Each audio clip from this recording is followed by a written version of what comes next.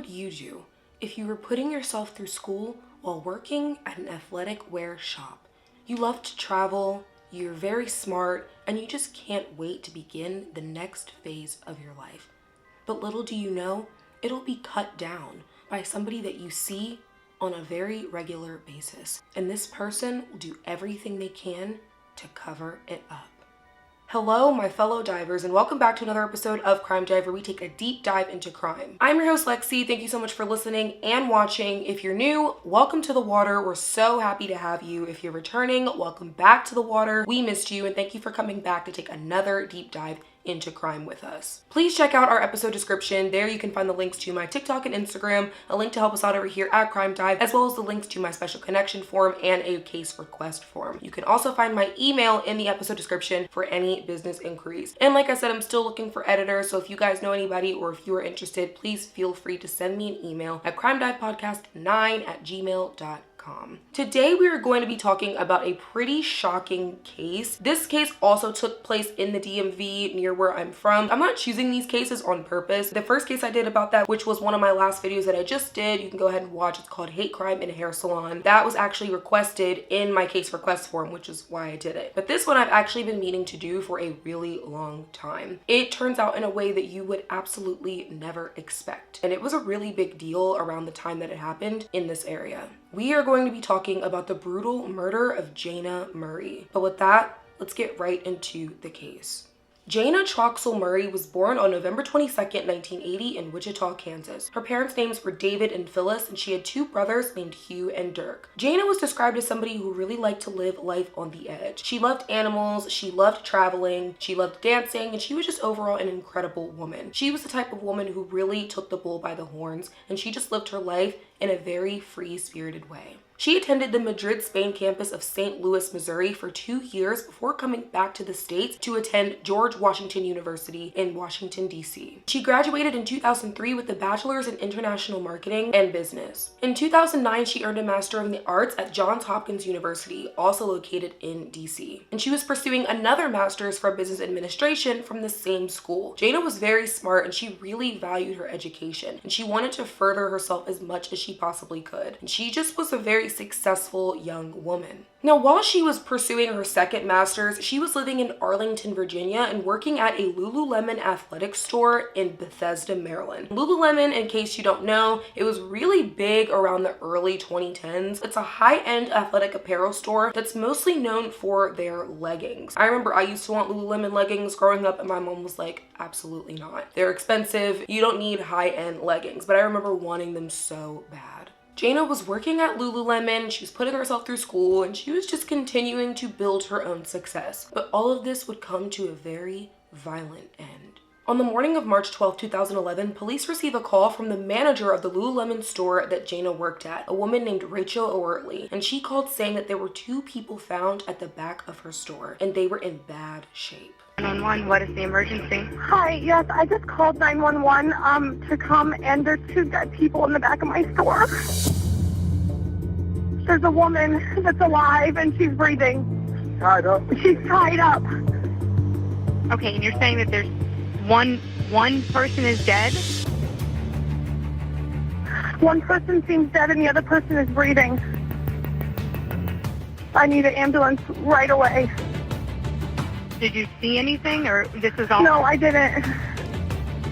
I was too scared to walk back because it looked like there was a struggle. Rachel said that when she showed up to work, the door was unlocked, which is obviously a very bad sign that something happened. And when she went in the back room, she saw two people covered in blood. So police arrived and they noticed that the store at the front actually looks pretty normal. But as they start to get further back, they begin to see signs of a struggle. There were clothes everywhere, broken glass, trash, receipts, and of course, blood. And then they found the two women that were in the back of the store. One of these women was 29-year-old Brittany Norwood. She was actually from Seattle, Washington, and she moved to New York to go to Stony Brook University on a soccer scholarship. After this, she moved to the Columbia Heights neighborhood of DC so she could be closer to her sister. And she began working at the Lululemon apparel store so that way she could build up some money while working on her dream of opening her own gym and becoming a certified personal trainer. She had actually only been working at this Lululemon store for a month before this incident happened. Brittany was found on the bathroom floor covered in blood and had zip ties around her wrists, and her hands were placed above her head. But luckily, Brittany was alive and she appeared to be okay. But the other woman was Jayna, and Jayna was not in good shape at all. She was found lying face down in a pool of her own blood. She appeared to have suffered severe head trauma, and there were paper bags found taped over both of her hands. Jayna was found to have had over 300 stab wounds, 331 to be exact. So this was a very, very brutal attack. But it was clear that Jayna was gone. And at only 30 years old, Jayna Murray was pronounced dead.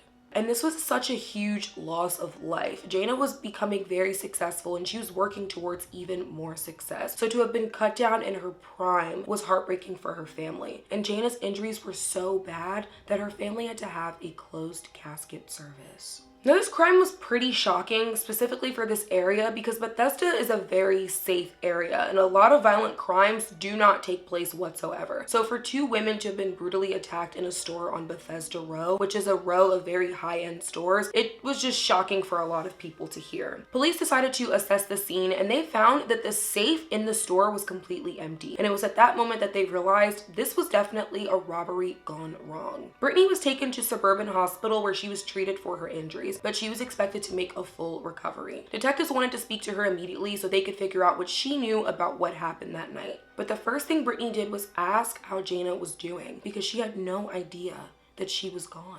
So Brittany decides to tell detectives what happened the night before, on March 11th, 2011. Brittany said that her and Jayna were closing up the store together and they left at around 9:45 p.m. But about 10 minutes later, Brittany gets to the Metro and realizes that she doesn't have her Metro card. So she actually calls Jayna and asks her if she can meet her back at the store so she can unlock it for her because she has to get her wallet. Jayna meets back up with her, they go to the store, and Brittany looks around for her wallet, but she can't seem to find it. So Jayna actually offers Brittany her Metro card because Jayna was driving that night and she didn't need it. As Brittany is taking Jayna's card and they're getting ready to leave, they go to the front of the store and they see that there are two masked men there that are ready to attack. And one of them immediately strikes Jayna in the head and drags her by her hair to the back room and just continues to strike her over and over and over again. Brittany said that she was struck in the head as well and she had a pretty deep head wound to verify this, and then she was taken to the bathroom, tied up, and assaulted. So this sounds like a pretty gruesome and harrowing attack. I can't imagine something like that happening. You left the store, then you had to go back, and then for this to happen, I mean, it's just terrifying. And police really wanted to catch whoever did this. So they go back to the scene and they begin processing it while Brittany is being questioned by detectives. And they find a pair of shoes tucked away on a rack that's pressed against a wall. And there were actually two different pairs of shoes. One pair was a size 14 in men's, and another pair was a small pair of women's shoes. And both had blood on them. Now the size 14 shoes actually matched footprints of blood that were found in the store. So it appeared like these were the shoes of the suspects. Now why suspects would leave their shoes behind, I don't know. Now one thing police noticed was that these footprints did not leave the store. So it was almost like whoever did it took their shoes off and kept them in the store and then walked out barefoot, or maybe they put their own shoes back on. Police thought this was just very methodically planned out, almost like whoever did this knew exactly what they were doing and made sure to cover it up. Now, one thing police noticed was that they couldn't find Jayna's car. Now, Jayna's car should have been parked on the street outside if she was still there, but they couldn't find it. But a detective actually remembered seeing Jayna's car the night before with somebody inside. And they went to the parking lot where the detective remembered seeing the car, and sure enough,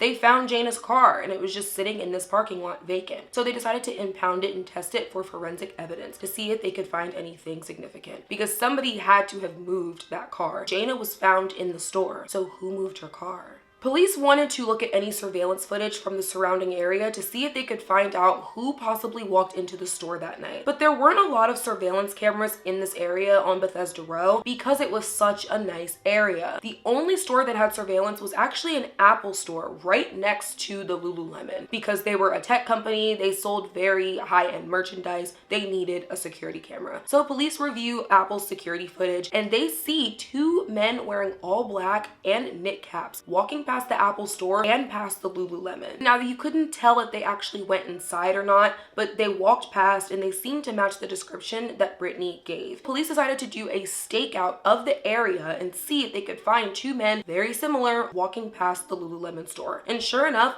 they did. They saw these two men walk past the store again. Police immediately approached them with a picture from the surveillance footage saying, "Hey, do you recognize these guys, or is this you?" And they're like, "Yeah, that's us. We just left our shift at the restaurant. We walk past here pretty much every night." And police were able to verify that this is in fact what they were doing. And they walked past the Lululemon store pretty much every day. So they were ruled out as suspects, and police are back to square one. Police decided to refer to any DNA or forensic evidence that was found at the scene as well as on Jayna's body to see if that can paint a picture of who the killer might be. As I said, Jayna had over 300 stab wounds, and at least 5 different weapons were used to kill her, including a knife and a hammer. Now, why someone would use 5 different weapons is crazy, but this is exactly what happened. But one thing that police noticed that was odd was that all of these weapons were left at the scene. Each of these tools that were used to kill Jayna all came from inside the store, and they were left in the store after the fact, which is very, very weird.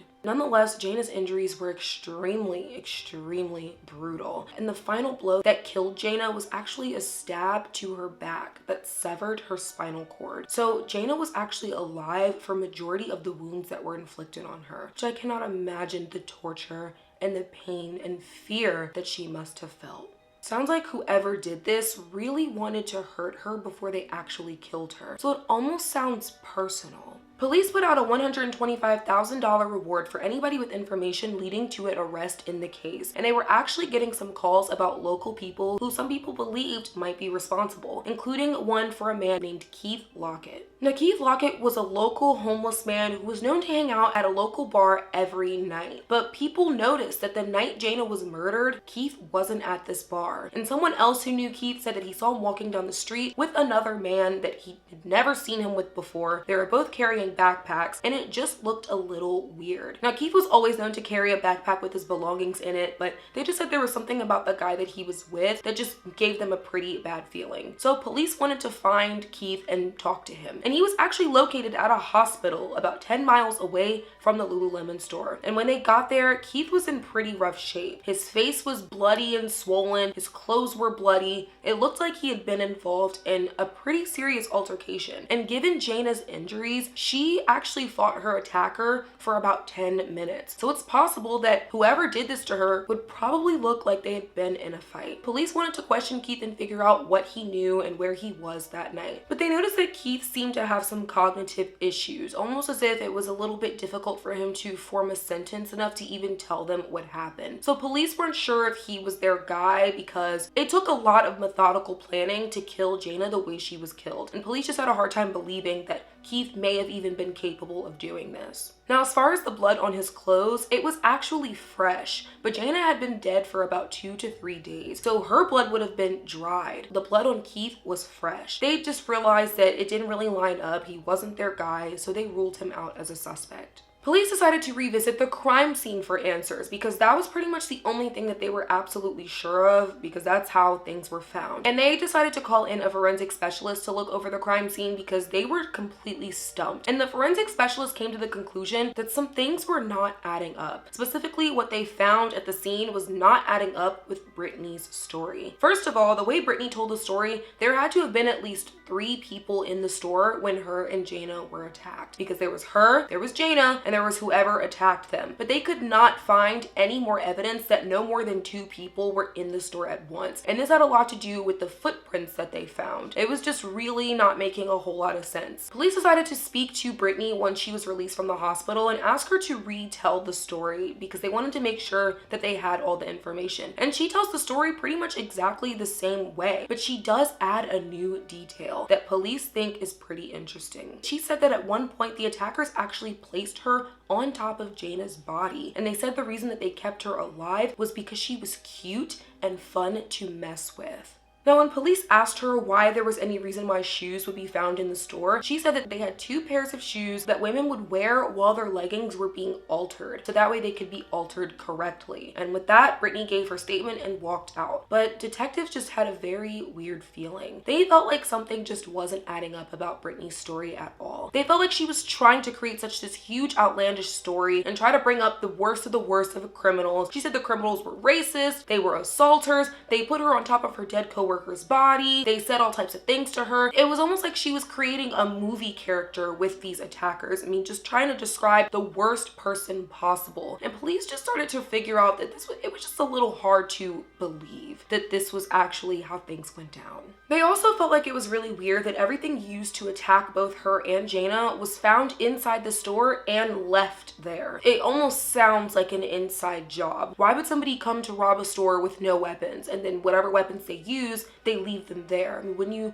take them with you at least? So police decided to investigate Brittany as a suspect, and they wanted to look into her much further to see if it was possible that she could have been responsible for Jayna's death. One thing they noticed was that Brittany had some very superficial wounds. She had a few cuts on her stomach, a few cuts on her hand, and a head wound. But her wounds weren't really that bad. It almost looked like she could have done them to herself. But compared to Jayna's wounds that were extremely deadly, very graphic, why was Brittany spared and Jayna wasn't? I mean, why would they leave a live witness? It doesn't make sense. A sexual assault kit was done on both Jayna and Brittany because Brittany said that she was assaulted and Jayna may have been as well. But the results came back negative. Neither of them were assaulted. So why would Brittany say that if it didn't happen? Forensic specialists decided to test the theory that maybe Brittany was the one who killed Jayna. And they did so by looking back at the evidence, and they said that the only way Brittany would have been able to tighten the zip ties around her wrists was if she used her teeth to pull it on the end. And sure enough, they found bite marks at the end of Brittany's zip ties. Now, you might be wondering, well, maybe she was trying to get herself out of the zip ties, but then wouldn't you bite at the part closest to your wrist? Why would you bite at the part that would tighten them?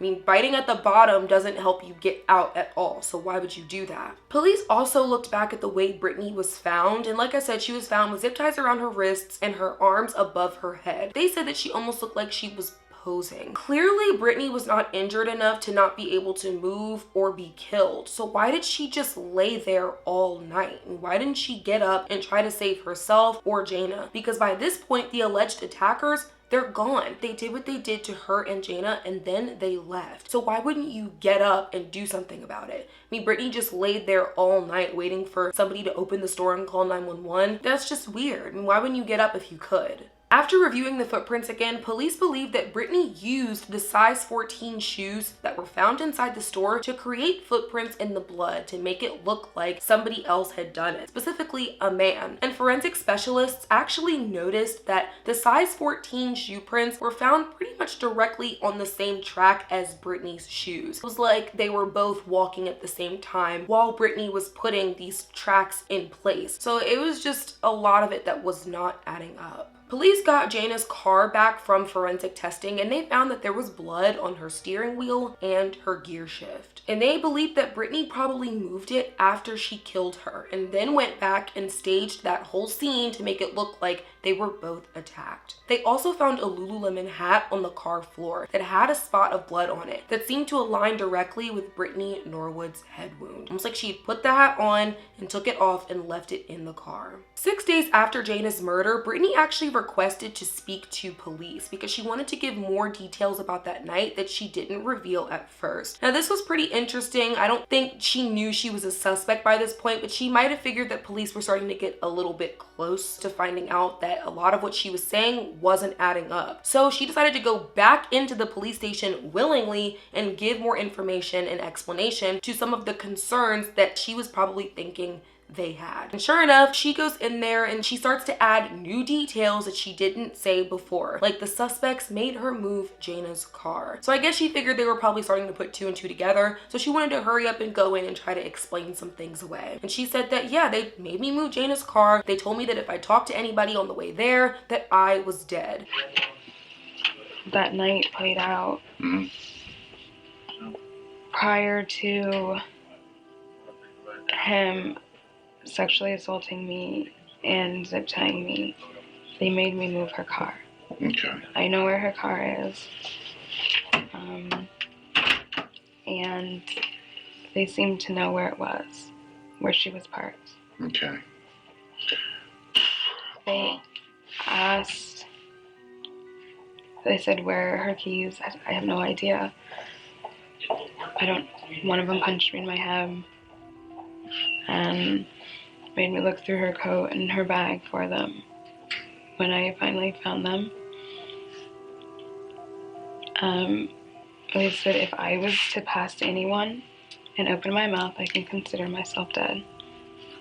And that one of them would be watching the entire time. And she said that she walked past a cop on the way to Jayna's car and said nothing because she was scared. I've never been in this situation before, but if I see a cop, I'm gonna say something. But again, I've never been in that situation, so I can't say what exactly I would do, but I have a pretty good idea of what I would do. At this point, police were over the ruse. They were tired of the lie, so they just decided to confront Brittany with everything they knew. And they said, Brittany, we think you're the suspect and you need to tell us what happened. Brittany,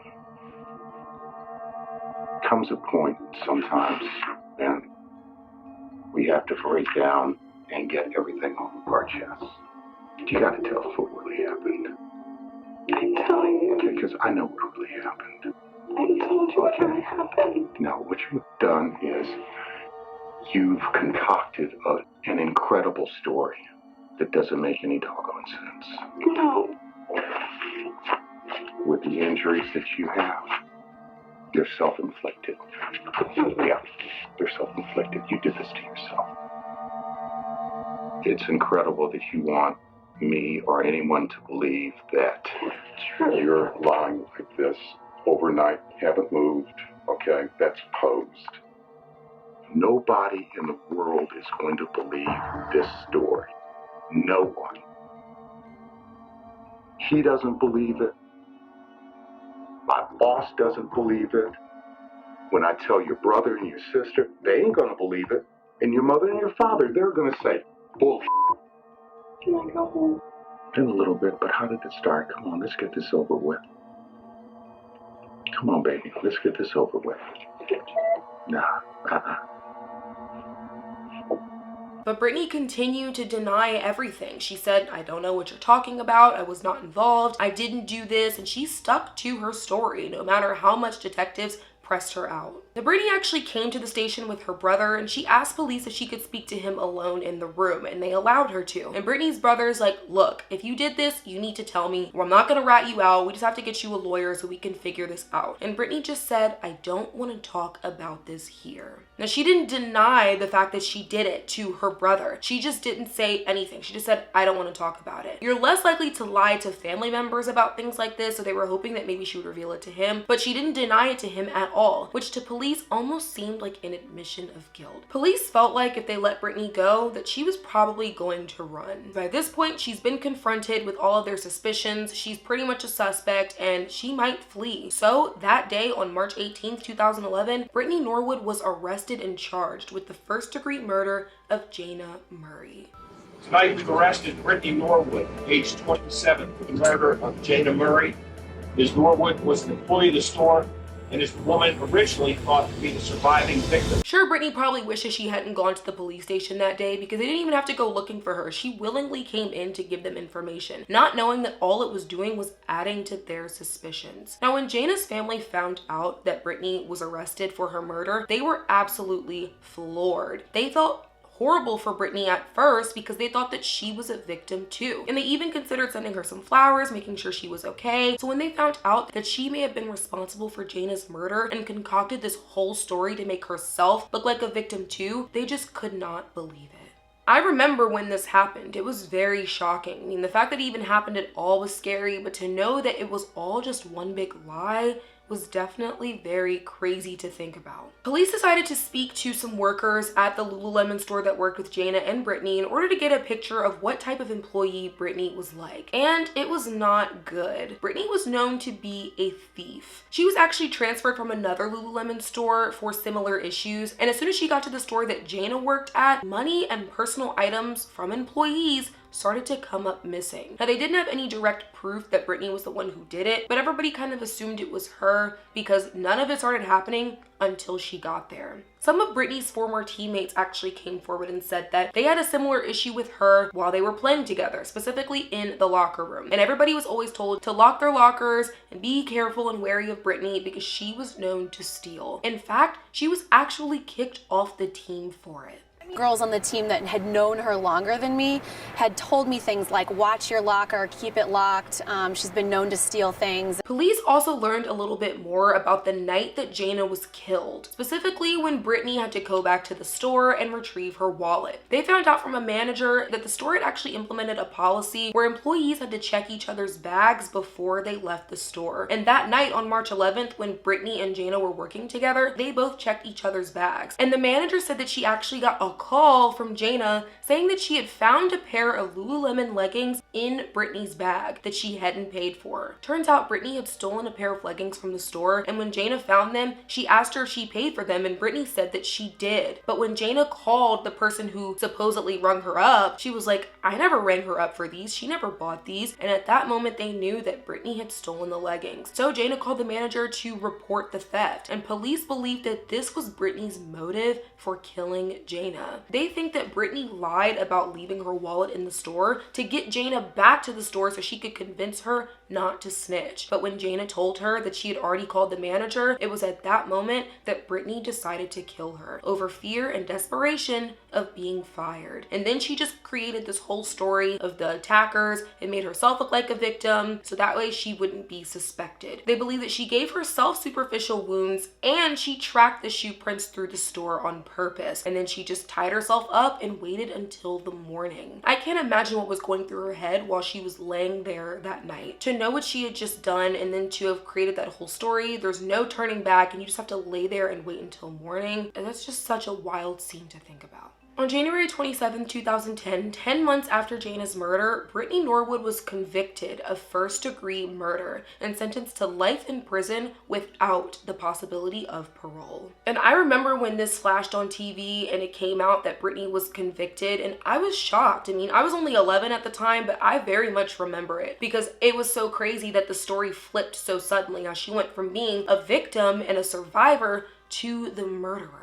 It's a murder case that has stunned many here in Maryland and even grabbed national headlines. Jayna Murray was laid to rest this weekend after being killed in the yoga store where she worked. Now, in a twist few saw coming, her coworker has been charged with murder. Brittany is currently serving a life sentence at the Maryland Correctional Institute for Women, where she will die in prison. She actually tried to get a new trial around like 2015 or so, but the judge was like, no, you're not getting a new trial. You did this and you know it. And that was it. Jayna's family decided to start the Jayna Murray Foundation in order to fund activities that Jayna was really passionate about. Like I said, she took life by the horns. She lived to the fullest, and that was exactly what she wanted to support. They also handed out scholarship money as well because Jayna was really big on education. She was so smart. Now, it looks like the link to the foundation page doesn't work. It looks like they just run it off of a Facebook page now. So I'm gonna leave that link in the episode description in case you guys wanna look at it or maybe even donate. I've been wanting to cover this case for a very long time because it was really big in this area and I couldn't believe that it happened the way that it did and how things turned out. Let me know in the comments what you think of this case. But with that, we're gonna go ahead and wrap up today's episode. We'll be back next week with another episode. Thank you so much for listening and watching,